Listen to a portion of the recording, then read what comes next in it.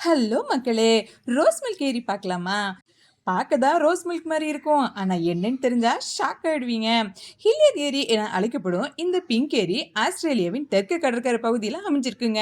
சுமார் 600 மீட்டர் நீளமும் 250 மீட்டர் அகலமும் கொண்ட இந்த ஏரி காகிதப்பட்டை மற்றும் யூக்கலிப்டஸ் மரங்களால அடர்ந்த காடுகளால சூழப்பட்டிருக்குது. சுருக்கமா சொல்லணும்னா நம்ம ஊமை வெளிகள் படத்தை நினைச்சுக்கோங்க. இந்த ஏரியோட சிறப்பு என்ன அப்படின்னா இதோட டார்க் பிங்க் கலர் தாங்க. இந்த கலர் நிரந்தரம்னு சொல்லப்படுது.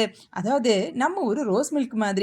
டுனாலியலா சலினா அப்படிங்கிற உயிரினம் இங்க வாழ்றனால தான் இந்த கலர் இருக்கிறதா ஆராய்ச்சியாளர்களால நம்பப்படுது.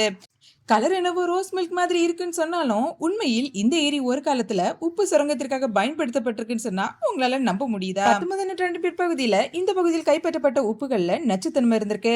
அதனால உப்பு சுரங்க நோக்கம் கைவிடப்பட்டதா சொல்லப்படுது. மேலும் இது மாதிரியான சுவாரஸ்யமான தகவல்களுக்கு நம்ம யூடியூப் சேனலுக்கு சப்ஸ்கிரைப் பண்ணுங்க.